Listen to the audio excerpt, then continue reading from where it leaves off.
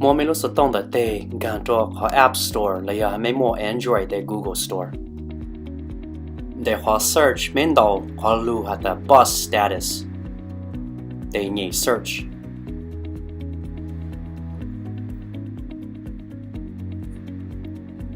sai họ như show hạt là bus status để mua luôn bà xịt lan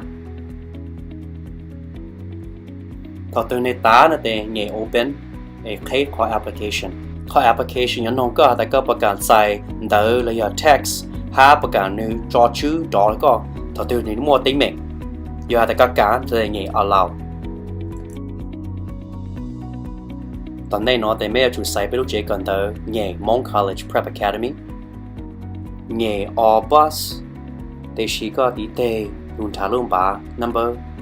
นี่จะมีอยู่เจแต่ตื่นทาตอนลุนบา number นั่นแต่ไงรู้ star งั้นหน่อยชาสีcho hạt uất tá là để nhảy my bus